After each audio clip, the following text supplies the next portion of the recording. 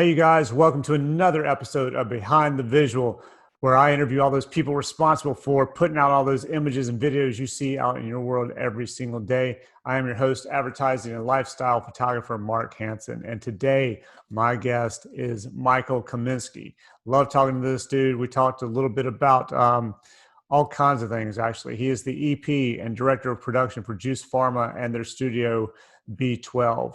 We talk about how Michael went from getting his bachelor's of molecular biology at St. John's to becoming a photographer and how all that kind of stuff happened. We talk about how he shot some bands, how he got to have some birthday cake with B.B. King by shooting these bands.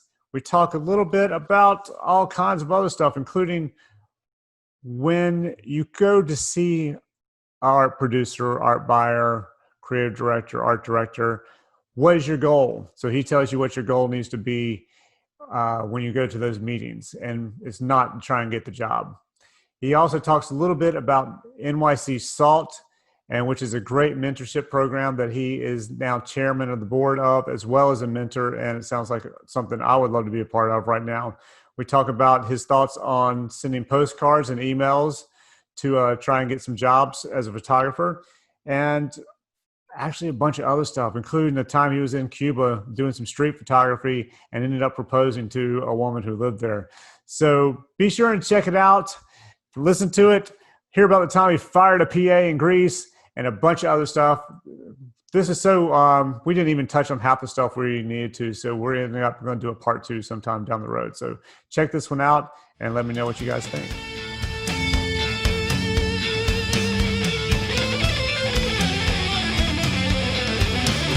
Not a problem. Well, let's get started.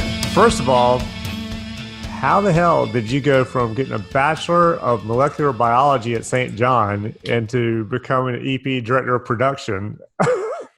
Well, that might take the whole podcast work. Well, first of all, thank you for reaching out. And, as you well know, I just love to talk to the community. I love to talk to folks like yourself. I'd like to thank Maria for putting us together because I know she'll watch us eventually. Me too. But it was interesting. So, I was always the guy with the camera, right? Whether it was a little 110 or, then they started to have like point and shoot 35s. And I was always the guy that was like recording stuff or doing it. And I definitely got that from my mom. She was like the family historian. She was always shooting stuff. And I don't even think I realized it at the time. And when I was at St. John's studying molecular biology, you had to take arts classes. You had to fulfill the university. And it was interesting because first I took a film class because all my buddies were upperclassmen and they were like, oh, take the film class. You just sleep through it. But I was fascinated by it because the way the guy broke down the stories.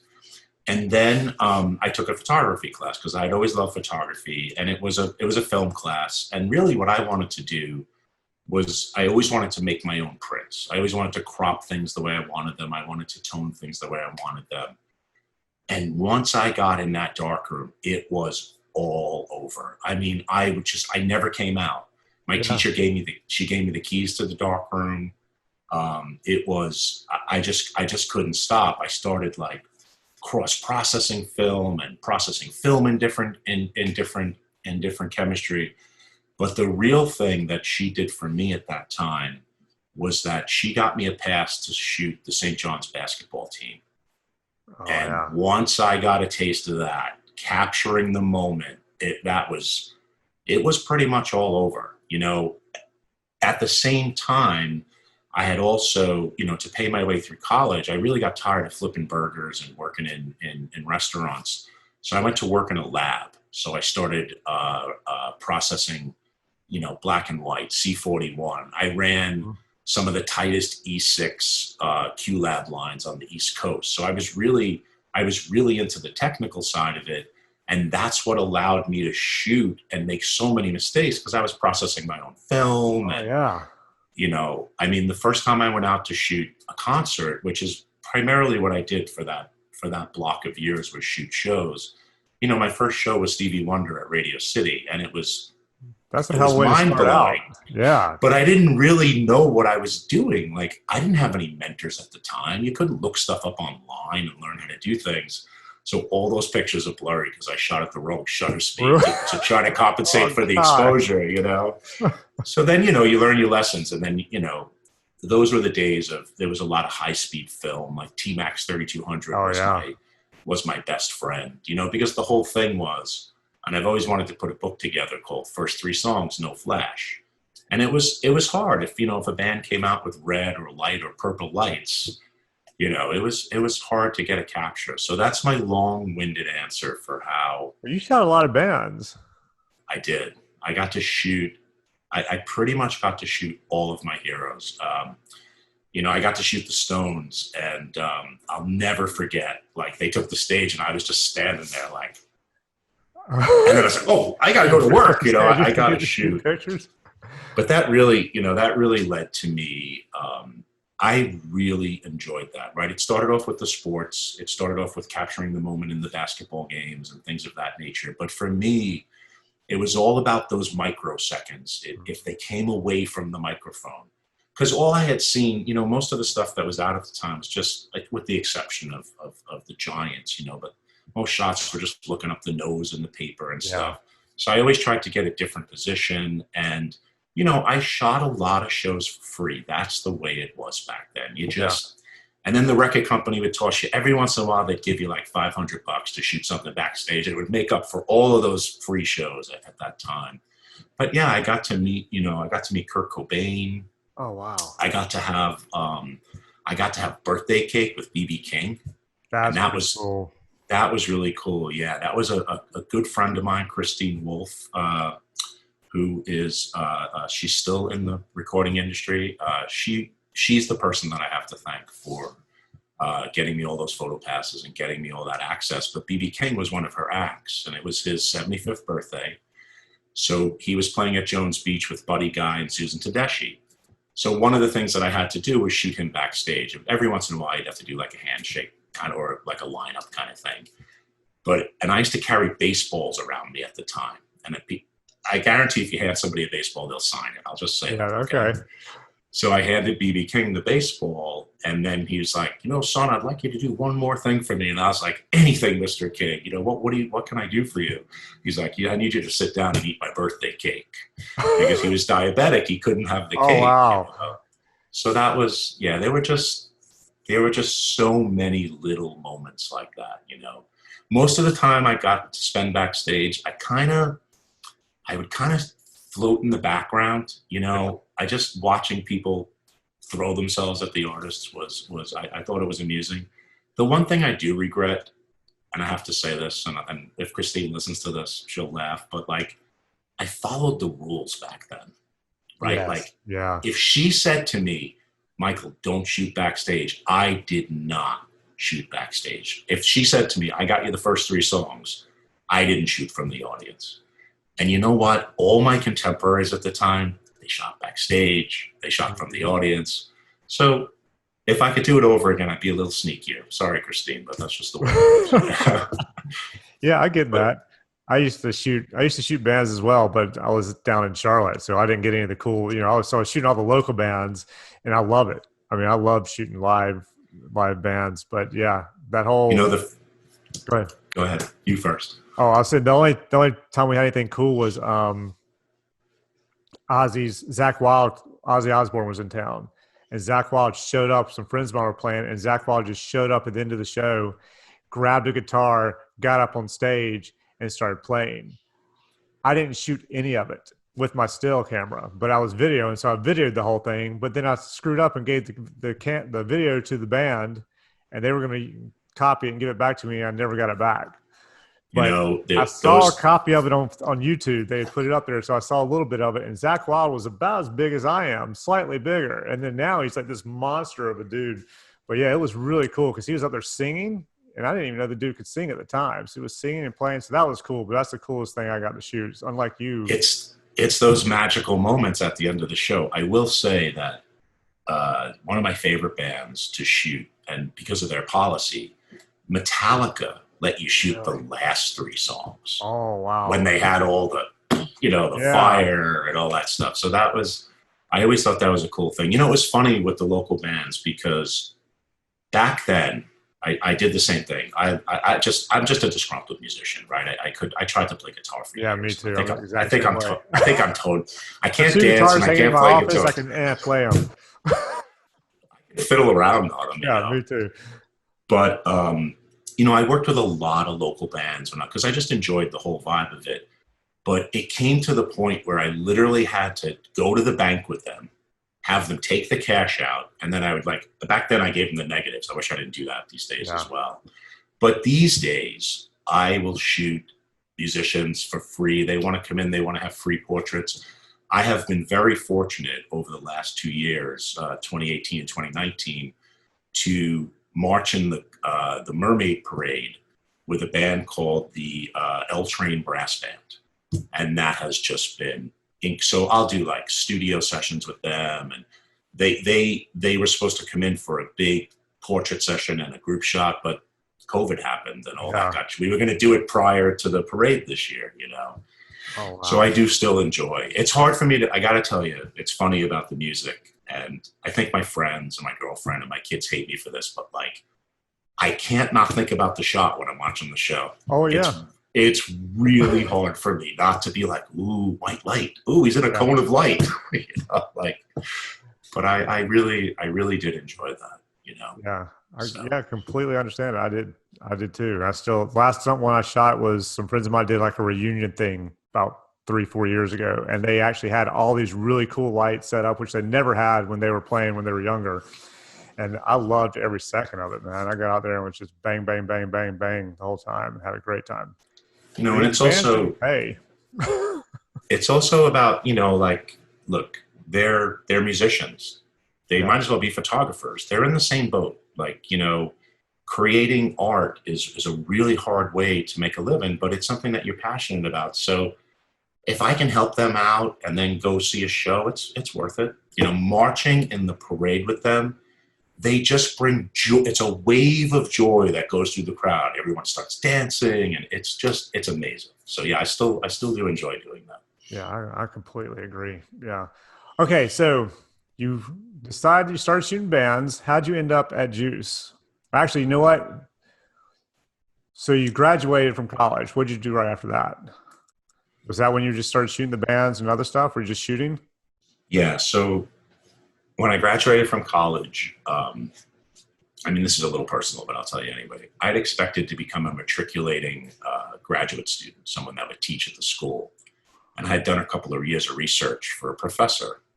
And he didn't come through at the end. Yeah. And not to speak badly of him, he didn't come through. I was bartending at the time before there was credit cards. And I was really making more money than God. It was ridiculous. I would drop rolls of money in my parents' house because everything was cash. And I was shooting the shows at the same time. So I just kind of drifted away and just kind of got more and more into the industry. The way that I did it and the way that I satisfied my curiosity and my passions is that I always worked in labs, whether I was processing and printing during the day or I was processing and printing at night. But even when I would shoot the shows, I would go to Babu, I'd have a clip test done on my E6 chromes, and then I'd go around the corner to 26th Street and print them at my own color lab. So that's what I was doing. That's how I was able to support shooting shows, which maybe paid every once in a while if we were lucky or something like that. And then from there, I made a very conscious decision I saw the Mac, and I thought that the next logical step for me was to go from photography into printing. So I took a job in a commercial printing lab, and I knew I was going to suffer, and I did. I worked in the bindery. I worked on the cutters. The clock ticks backwards when you do that work. It is beyond monotonous, but there was always a goal. There was that air-conditioned, glassed-in booth where everyone was sitting at those Macs doing stuff. Very fortuitously for me, and again, this is why I mentor now. We can talk about that later, but yeah, absolutely. This is just another instance of a mentor stepping in. It was this Yugoslavian guy named Paul, and he taught me how to make separations on a stat camera. So once I learned how to do that, they said, hey, you want to learn how to use a drum scanner? I was like, absolutely. So then I got to learn how to use a drum scanner. And then I actually got to learn to retouch on the Da Vinci system, which was Really? weird because, yeah, back then, the big horse and pony show was that the moves happened in real time for Da Vinci. It would take overnight to render. Yeah. And then from there, once they saw that I knew color, I was scanning stuff for corporate year-end reports and stuff like that. Then I got into pre-press. I made it. You know, it was funny too because there were these 6-foot light tables, stripping tables, they called them. Yeah. We cut the litho on to make the plates and stuff like that. And in the time that I was there over that 5 years, the tables went away and the Macs just filled up the room behind them until there was only 2 tables at the very end. Yeah. So from there, I went to work with some friends of mine, Stephen Berner and Jeff Sokolowski. They had a company called Digipict, and this was about 95. It was one of the first digital photography shops in town. And it was looking back, I can't believe it was 3-pass cameras, red, green. You know, a truck would go by, we'd have to reshoot. It was all table. We couldn't shoot people back then. Yeah. But that was a really good experience because it's where I really started to become well-rounded. Like, I learned how to code there. I learned how to cut video. I picked up most of my Photoshop skills there. So for me, it was the beginning of, I don't want to call myself a generalist, but knowing the whole production. I know all phases of the production now. So, yeah, I was working in, those guys closed up shop. I actually went back to financial print because it was very lucrative. I worked on the international desk on the commercial side. And then Juice reached out, the head of the project management team at the time. We had a common friend. And for the first time in years, I didn't have to bring a specific resume, right? I used to have a photography resume. I had a processing resume. Oh, wow. I had an HTML, I had a video resume, right? Because it was all specialists back then. And when I interviewed for Juice, they said, oh no, we're looking for somebody that understands print and interact. And I was like, holy cow, this is great. And it has been, it's been great. I've been there for 15 years. And I did tell them when I interviewed on my first day, I said, hey, you guys, you don't have a studio here? We can't have that. You got to have a studio. Yeah, I was and I did. That was your idea. I did. I started off in a 6x9 closet, or what they called, it was supposedly a meeting room back then. And, you know, we did a lot of headshots. We do a lot of puzzle pieces for concepting and stuff like that. And now I have 1,000 square feet with 3 bays and 2 VO booths, just sitting there doing nothing, waiting for the pandemic to end. Waiting to get back to it. So that's pretty much the abbreviated. That's the Reader's Digest version of me getting to Juice and kind of coming full circle because, you know, how many production guys understand when they're talking about the mechanism of action? So it was a good fit. It was. I had the foundational learning from being in college, and like I said, they were looking for someone to do everything, and it has come true. I mean, I will do everything from. I was in the studio last week doing a COVID safe shoot with 2 other people, tabletop stuff, to running a broadcast commercial. You know, with 300 people that they're creating stuff for us. So I've gotten to do everything and all the stuff in between. So it's really been a fantastic run. Yeah, it sounds like it was a killer job. Like you just got a great deal going on there. You know, it's really important to surround yourself with stronger, faster, smarter people. Yeah. You know, you can't do it all. And in advertising, you need a team. You need a team to handle different aspects of it. And I've been very fortunate there. It's been a good run. Yeah, I completely agree. Yeah, I always try and make sure that my assistants know at least as much, if not more than I do about everything we're doing. I would prefer to be the stupidest person in the Yeah. room if possible. Yeah. Seriously, because how else am I going to learn? Yeah. You know, Yeah. and I'm if not I too worried. am, I have a natural tendency to take over the set. So wouldn't it be great if someone would teach me something different? And Right. I don't know. So So we talked about it a little bit on our pre-conversation, but before you made it to Juice, I know you were going to different places and trying to get gigs. Tell me about this time you went, applied for it. You wanted to get a gig and you got totally rejected from it, and yeah, how you handled all that. that was a classic. I think one day when I have like extra money, I'm going to cast some people. I just want to film this I little think you five should, minute man. vignette. Yeah. It would be great. So yeah, this was a really good lesson, and this is a lesson that I share with the SALT kids all the time. And I think the moral of the story is that you shouldn't be going to get the job. You should be going to make friends. You should be going to make a new acquaintance. So what happened is at the time I was shooting the shows, and there was this big music festival here in New York, and it was one of the rare opportunities to get paid to do the work, right? There were so many shows that they had to divide photographers up in different parts of the city or different nights to shoot different stuff. So I go in to see this woman, and it was kind of classic. You could still smoke cigarettes in your office at the time, She's a nice lady. She's sitting behind her desk.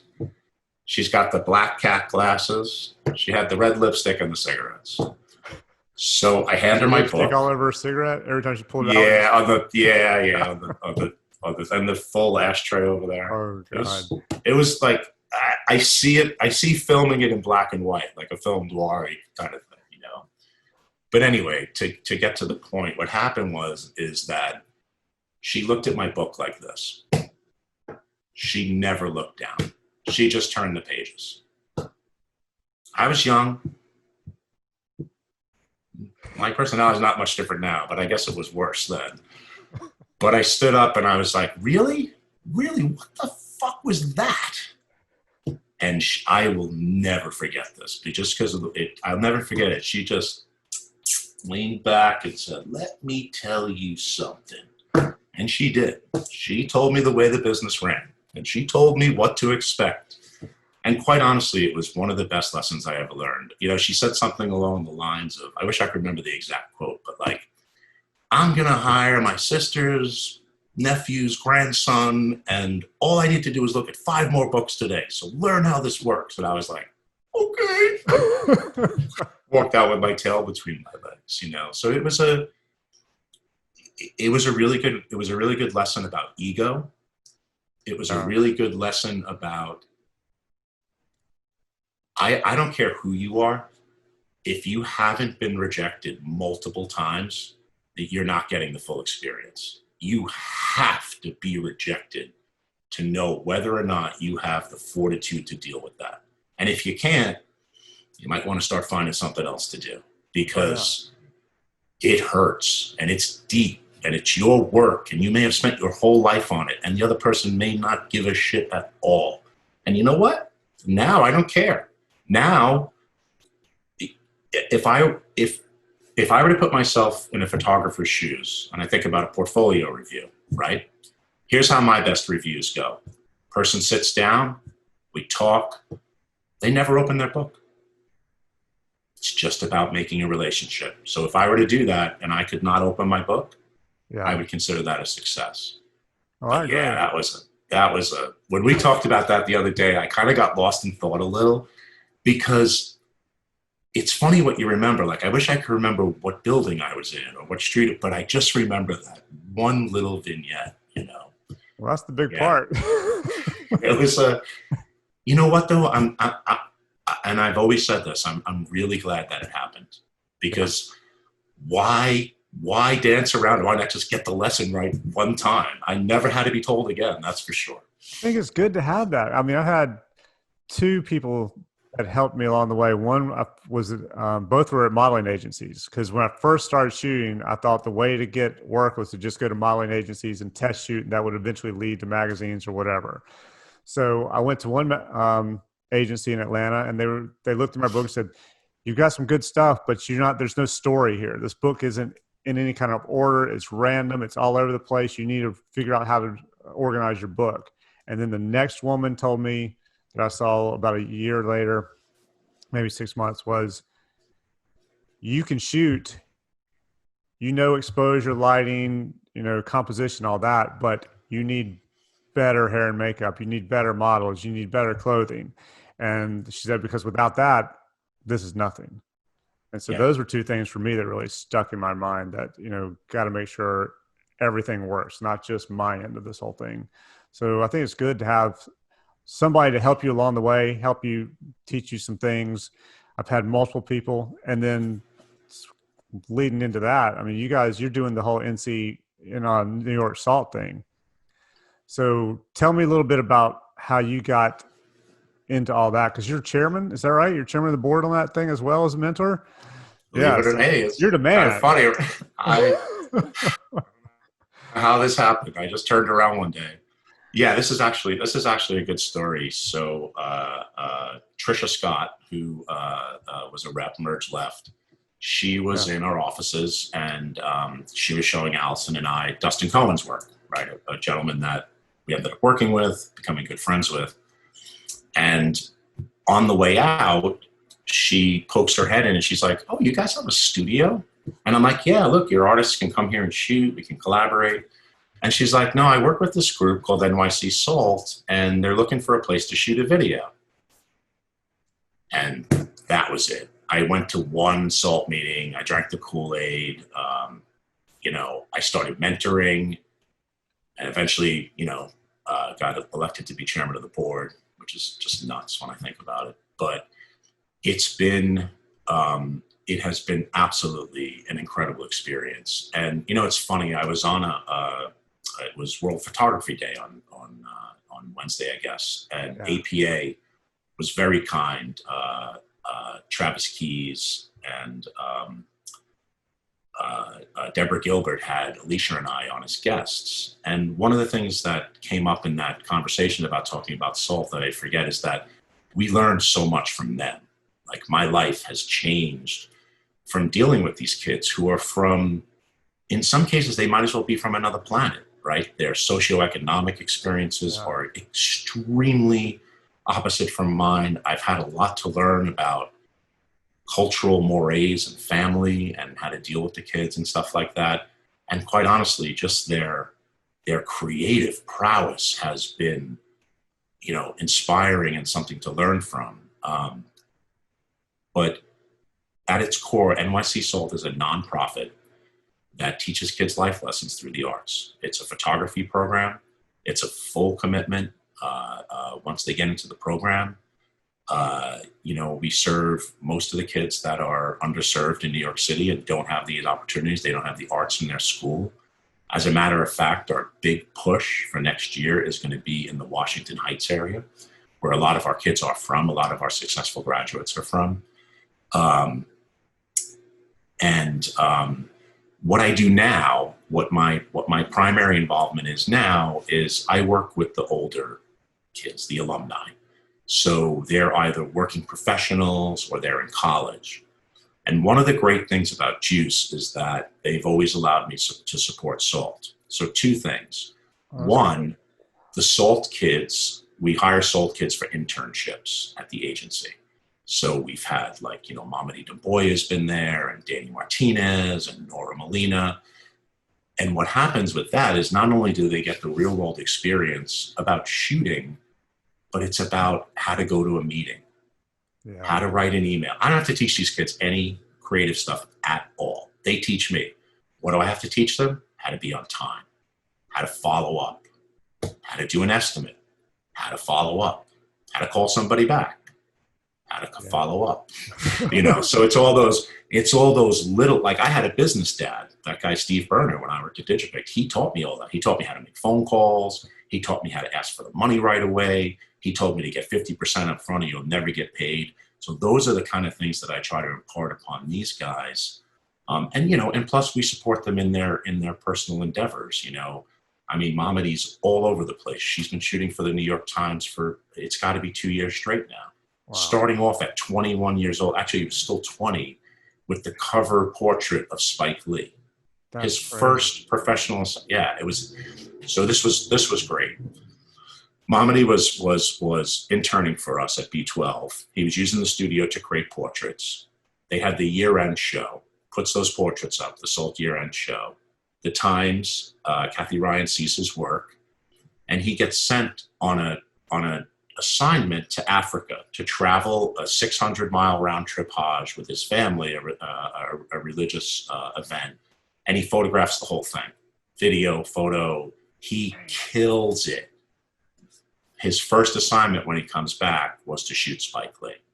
And one of the guys in B12 actually went as his assistant, my friend Dan. Wow. So we're really involved with the kids. Like I go to there's a standing alumni meeting every Wednesday evening where we get together with the kids and, the kids, they're not kids anymore, they're adults. Yeah. And just trying to help them avoid those trap doors as they go through their lives. Are you guys still doing that even with COVID, like over Zoom or something? Yep. And that's one of the things that I was really glad. Adam Chinitz and Scott Thody, who teach the residency classes, look, the spring was disruptive enough, right? We couldn't have a year-end gallery show. We had to have a Zoom, a virtual. We had a book sale. We had a print sale. But it just wasn't the same. So what they've done is that they've continued the classes over the summer. So they're still teaching. They've never stopped. Good. One of the things, we do every couple of years, we'll do some videos and we'll ask the kids, SALT is, and then they fill in the blank. And a lot of them, it's family, it's home, it's safe. So we provide that atmosphere for them so that they can feel safe, and more so to learn how to express themselves through their art and wherever they're creating. Because they're not all photographers, some of them are videographers, some of them are illustrators. A lot of the kids have gone on to successful careers in banking and business and different areas like that. 100% of the kids over I think it's 11 years now, wow. They've all been accepted to college. It's 100% acceptance rate. Wow. They don't all go, right. Mamadi and like Malik Sidibe, right? He's out there working and killing it. He's another one. He just had the cover of the New York Times magazine for the riots in Brooklyn, for the protests in Brooklyn. Oh yeah. Wow, man. So yeah, these kids they work really hard. They never stop shooting. So it's kind of a joy to support them. Do they still call me at the last minute after I've told them a million times not to? Do they still not follow up? Sometimes. Yeah. But it's been a real labor of love, and I definitely owe Trisha that for hooking me in the beginning. Well, damn, it sounds amazing, man. Hell, you make me want to go do it. Yeah, and when things get back to normal, one of the standing things that I have is that some really great things have happened in the spring and the fall, and one of those is that the Nikon ambassadors have agreed to mentor the kids one-on-one. So they're going to get, I want to be a SALT kid. Yeah, no kidding. I was looking at the list and I was like, her, him, her, I'll take who's left, So there's a lot of opportunities for that. But I always say, and of course this would have to be when things are normal again, if you want to come shoot personal work in my studio, you want to do some light tests, you want to do some crazy, I don't care, whatever you want to do, bring the SALT kid in and the studio is yours. Yeah, that's great, man. Any opportunities that they can have to learn or assist or things of that nature, and then I try to look for them for positions at other agencies, because that's where they learn the business interactions, mm-hmm. right? It's one thing, it's one thing to be a one-man show, but when you're at a conference table with 12 people, the etiquette is very different. Oh yeah. So it's a learned skill. One of the things that I think has been great for the SALT students that have interned at the agency is that they get to see other photographers and reps come in and present their work. Oh, that's cool. Which is a fascinating dynamic, right? You got the photographer alone, you got the rep alone sometimes, you got the photographer and the rep, and they either get along or they don't. So there's all these different, so I love when they get to see that kind of real world stuff. Yeah, I would love to have seen all that when I was getting started and see how all that works out. Because, I've never had a clue. I've never seen it. I only know my experience with it. So I don't even know what it's like when another photographer goes in or another rep goes in with their photographer or whatever. I just know my end. And there are plenty of times where I've thought about it and go, I wonder if this is anything like when other photographers come in. Is it the same kind of deal? Is it totally different? I mean, how does it all work? There, I mean, many portfolio shows are similar, where Yeah. multiple artists' work gets to come and laid out. But I would tell anyone, if they have the opportunity, when things are normal, if you're in the town that portfolio show is in, that's a great way to meet the creatives at the agencies. Yeah. That really works well. But Yeah, 'cause it's yeah, hard to make that happen nowadays. It used to be a lot easier. Nowadays, it's very hard to make it happen.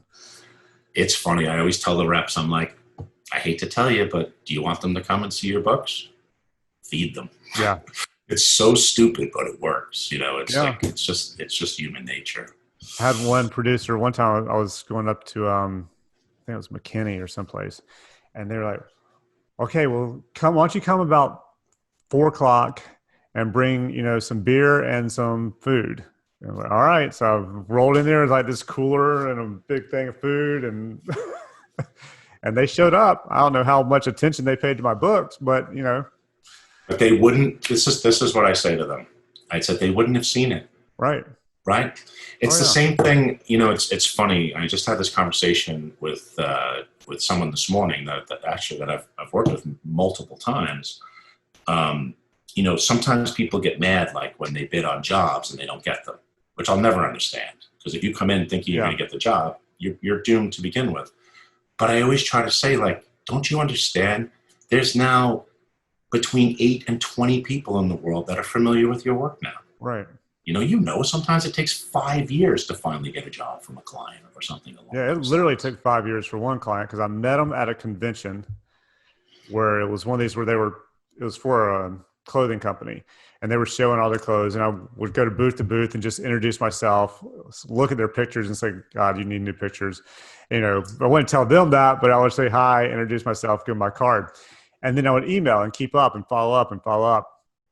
And this one guy out in LA, it was literally 5 years later. I'm sitting down at dinner on a Friday night at this restaurant. I get a call, pick up my phone, answer, and the guy's like, "Hey," and it's Andy. And he said, "We've got a shoot coming up. I'd really love for you to do it." I'm like, "All right." He said, "Can you be in LA on Monday?"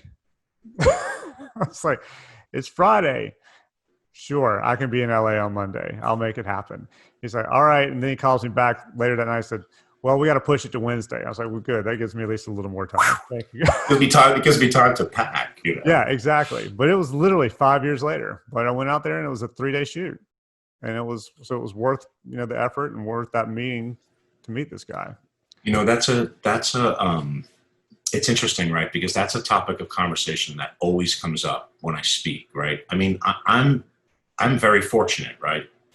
I've been on both sides of the table.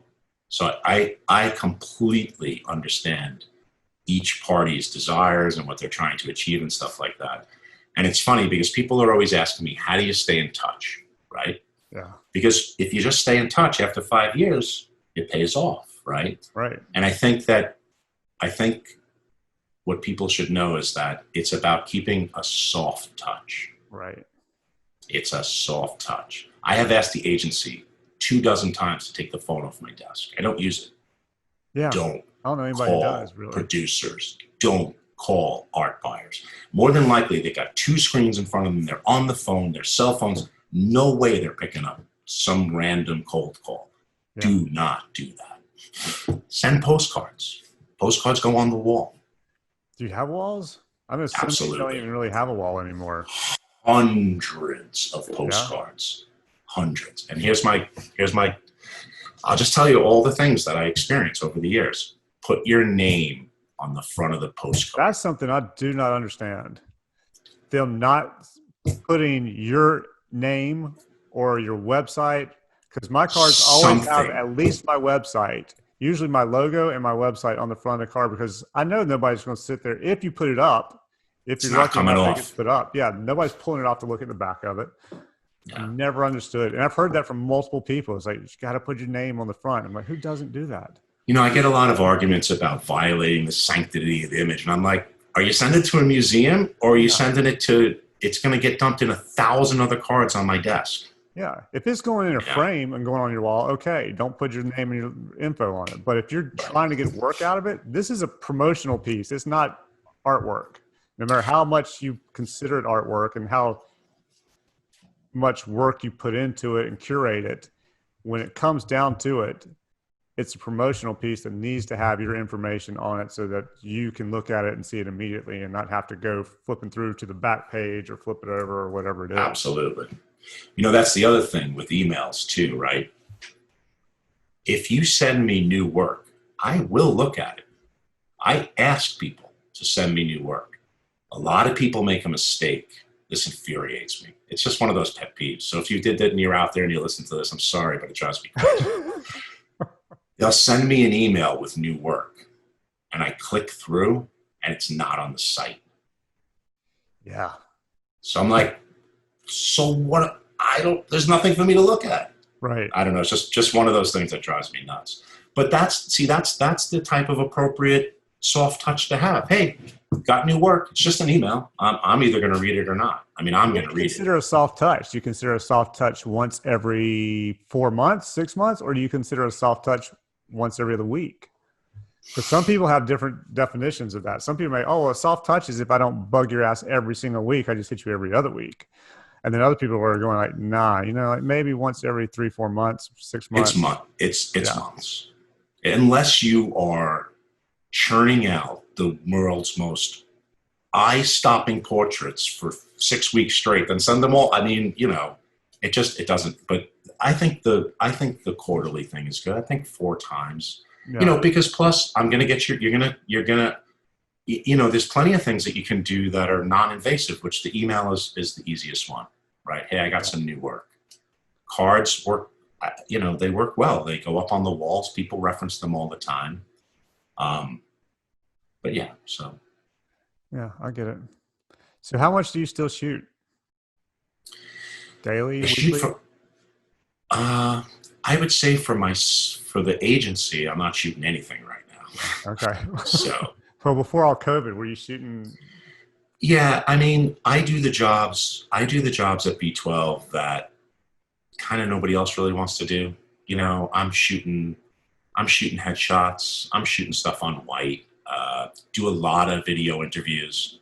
I would say about 70% of the work that we do in the studio is concepting for the brand teams, right? They need a puzzle piece.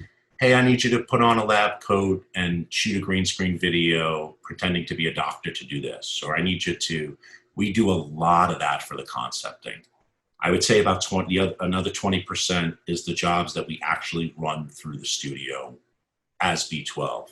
But it's been really cool too, because we kind of have 3 levels, right? We have the level where it's completely contained and I'm just using my staff to shoot very simple stuff. And then there's the next level where we act as the production company. So I'm bringing in a photographer like yourself. I'm bringing in a director and his DP and his crew. But it's kind of that like medium level. I don't really need more than that. Maybe 1 or 2 grips and somebody on audio. And then there's the tertiary level where we're hiring a full-blown production company like Backyard or Pulp Stone or somebody like that. And we're just guiding the ship through. So. How much of that stuff okay. In the B12 on the website, there's a reel or on Vimeo or something. Are you the pirate? I am the pirate. You are the pirate? I thought so. Yeah. I was watching that. I was like, hey. So the pirate, that is an amazing story. So not only do we have an internship with SALT, we also have an internship with the Graduate Digital Photography Program at SVA. Oh, wow. So for the past 4 or 5 years, we've had their students interning with us as well. And that's just a whole nother level because they're older. They're usually professionals for the most part looking to launch their careers. And that was a gentleman named Brooklyn McTavish. And what Brooklyn did was that he paid for a lot of people to get DNA tests. And then once he found out what our heritage was, he had a costume designer and a makeup artist come in and recreate those looks. Really? So I got to do the pirate. I knew my ancestors were Irish pirates. It's always been a big part of my Oh, family wow. history. I knew the other stuff came through, and we were always curious in my family if there was like a Middle Eastern thing, and there was. So with another really cool thing that happened that day was when Brooklyn shot multiple people. He also shot Jaime Permuth, who's one of my mentors and heroes, and I've been to Cuba with him. We both had a Middle Eastern, so we got to wear the garb and do all that stuff. And then the best part was that we deliberately went across the street to McDonald's just to grab a burger. And my son Luke was shooting the BTS. And as expected, nobody blinked. Nobody even looked. But what I'm hoping is going to happen with Brooklyn now is that he's actually gotten some interest from the scientific community to continue this project. So I'm hoping that that's going to work out. But that's what that was born from. That's a cool idea. I like it. Was. Yeah, it was really fascinating. Yeah, damn. So who knew? So your whole family was pirates? Apparently, they had the choice to either go to the New World or go to jail. Oh, so I guess they chose to sail. So, yeah. Were there a lot of people who had like Native American? Because I've heard that they don't really do the DNA thing. So, because there are some models especially that I know that you look at them and you can tell it's in there, but then they would do the DNA test and it wouldn't come back at all. So I didn't know. There was actually one woman that did come back with that. So I did get to see that. But one of the most fascinating parts about that process, like for me, I had already done like a genealogy thing when I was a senior in high school. So I kind of knew a little of it. Right. But being there when Brooklyn would reveal to somebody that they had some crazy, like, I don't know, South Pacific Island heritage or something that they didn't know about. And that part was awesome. You know, and plus it reaffirmed a lot of folks that knew that they had like African roots and things like that. So it can to see the happiness when they realized that it was all true. But my favorite part was when somebody would be like, huh? Or what? You know, that was just fascinating. Were you shooting video on the reactions when they found out? Or you just happened to be there? I happened to be there. But he did shoot. He shot, there's actually an interview with me on his site. He interviews everybody after they found their results. So I guess I haven't watched them all, but some of that might be in there. Okay. And what's his last name? Brooklyn McTavish. McTavish. Ah. McTavish, huh? Mm-hmm. All right. So he's Jewish. Yeah. He is one of the nicest people on the planet. That's a great last name. I like that last name. He's got a couple of names, that guy. You'll see if you meet him. I didn't expect him to come walking in with a bottle in his hand. I'll just leave it at that. But yeah, it's funny because somebody had just asked me about the reel the other day. And yes, there is a ton of my personal work dropped in there because, you know, we'd love to work for folks besides Pharma. So all the concert, all the surfing stuff, all the, that's what I shoot. These to come full circle and answer your original question. That is what I shoot. And like, it's kind of funny. Some of the things, like, I haven't done this in years and years, but we just had new neighbors move in next door and I'm going to shoot their baby on the beach for, for fun. But for me, if I'm going to go out and shoot, it's about being mobile. It's about capturing the moment. It's about finding something. Like I love to shoot sports and surfing and I love to shoot on the street. So that's another way that I get my Jones. Like a lot of times when I was traveling for production, I would go to different cities for jobs. I would just end up wandering around by myself because nobody else wanted to. So I enjoy that type of shooting. Yeah, me it's too. funny. Like I love having a 300 person crew and all this craziness, but I like both ends of it, both ends of the spectrum. Yeah, that's probably my favorite way to shoot. I think is doing little stuff like that. And I'm just now finally moving towards that as what I'm putting on my site and all that, is because I've always enjoyed it. I think shooting weddings was actually as much as I hate it now. I think I started shooting at 16 And I think that was probably the best thing for me when it came to that, because I learned to watch for those moments and be able to catch it right as it was happening. And then I was shooting like sports when I was in school, and then bands and all that stuff like you were talking about. And I love going traveling and shooting like that. So yeah, I completely understand where you're coming from on that.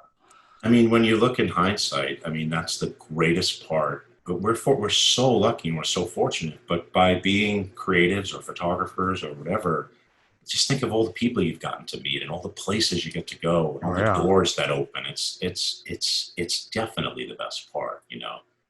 Yeah. But yeah, and it's funny too. Like I love shooting on the street, and to be honest with you, there's a thrill of not getting caught. Yeah.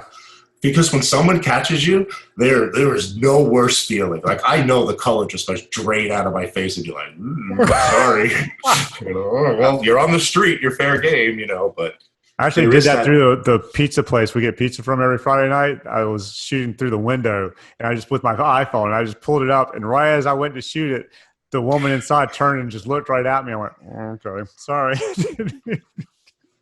Yeah, there's no worse feeling than getting the stink eye while you're There doing was a that. homeless dude in South Beach, because I was living in South Beach for like 3-4 months, and dude had the coolest look, but he was, he hated people pretty much.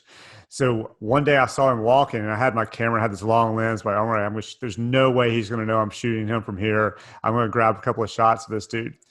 He turns right as my camera came up. Something hit in his head, I guess, just said, "Look out." He turned, looked right at me, unzipped his pants, reached down in there. I was like, okay, all right, all right, all right. I gotcha. I'm moving on. I'm moving on. That I was have pretty a cool. very, it's funny. I have a very funny street story from Cuba. So I'm walking around and I'm shooting, and there's a woman in a doorway, and she's probably like in her 70s or so. And like, there's different ways to shoot on the street. Like, you want to capture the moment, but sometimes it makes more sense to engage first or ask first, right? Yeah. This was one of those times where I figured I'll just pull the camera up. So I pull the camera up, and she's going, no, no, no, no, no, no, no. And I'm like, okay, cool. I got caught again. Yeah. What I didn't realize that she was saying, because I don't speak Spanish, which is so embarrassing, she was saying, no, no, no, don't fall in love with me. So Oh, then I went back, and I was able to shoot her portraits. I got down on one knee and I proposed to her in the street. It was like this whole thing. So it was the one time that getting caught it actually works kind of out. worked out. Yeah, yeah, yeah, yeah, All right. I know you got to go in a few minutes. So I'm going to hit you with the last question, but I think we need to do a part two, because I want to yeah. hear, Sure. because I want to do a lot. I want to talk about Cuba. And I know that's Hmm. more than a 5-minute conversation. And even more about you shooting with bands and all that kind of stuff. So at some Sure, I'd point, love to come we'll back. work out a part two, and I we'll just do got it. to go pay the rent. I'm Hey, man, sorry. I completely get it. I understand. So tell me, what's the strangest thing that's happened to you since you've been doing this whole deal? Just since you started shooting, let's say since you graduated with your degree in molecular biology and you got out of school, what's the strangest or most interesting thing that's happened to you? I can't do the most interesting because there's been a million of those. I mean, just one moment that just eclipses the other. Um, There's been a lot of strange stuff. Yeah. I shot in an insane asylum with Walter Smith last year. That Really? was that was interesting to see. It was an abandoned place that we used. That just had a really weird haunted feel to it. I bet. But I would say one of the weirdest things that's ever happened, and I've never had to go through this or experience this again, was that we were shooting in Greece, and we were shooting outdoors. It was a pretty small production. We had brought the director and the DP from the States, but everybody else was local and filled in. And we had this gentleman who he was kind of like the driver and the PA, and he fulfilled a lot of roles. So we go to lunch, and it's Europe. People drink for lunch. I mean, I'll have a beer in New York. I don't have to be in Europe. Yeah. But I'm watching this guy, and I'm just watching him just pound red wine. And I'm like, I don't drink wine. So I'm like, I don't know. I'd be on my ass already, you know? So I'm like, all right, man, maybe he's fine. We get back on set and he's wasted. And his job at the time was he was carrying a remote monitor for the DP because we were shooting untethered and we were following kids through a park, like blowing bubbles and doing cool kind of kid stuff. And he was just so wasted and he had the cigarette hanging out of his mouth and he turns and he starts to talk bad to my client. Like, I got this. And I'm like, that's it. I'm like, cut, everybody, stop. I'm like, you're fired. You leave right now. That's it. You don't get a second chance. You can't talk to my client like that. And he got into the van and he was, like I said, he was wasted. And he starts pulling out and like, and he almost hit a couple of the people that were there. Oh my God. And then we never saw him again. So that's like, I've never really had anything bad happen when I'm shooting. All I have is good memories and friends that I've made and great and learning experiences. But that sticks out that was a moment. Yeah, I'd say so. And I never had to do it before that, and I've never had to do it since. But that was good. Yeah, that was a weird one. Oh, damn. Well, man, thank you, Michael, for being on here and doing this. Yeah. I appreciate it. Thanks for having me. We definitely need to set up a part 2 so we can talk about Cuba and all that kind of stuff as well. So, yeah, I'll send you some of the images, and that would probably be best to talk through them. Yeah, that'd be do it that way if you'd like. No, absolutely, and we can pop them up on the screen so people can see it while we're talking about it and that kind of deal. Yeah, sure. That'd be great. That'd be fantastic. Yeah. I want to stay now. I don't want to go back to work. I know. I want to hang out with you. Yeah. I'd like to keep talking as well, but I know you're 2 o'clock, so I want you to be able to take care of that and go do your thing. And, I know you got a real job. Yeah. Making real money. I got 2 kids in college. I gotta do it. I got 1 more year and I'll have 2 in college. So I just got 1 at the moment. All right, man. Well, thank you very much. And let's talk very soon. Okay, Mark. Take care, man. Bye.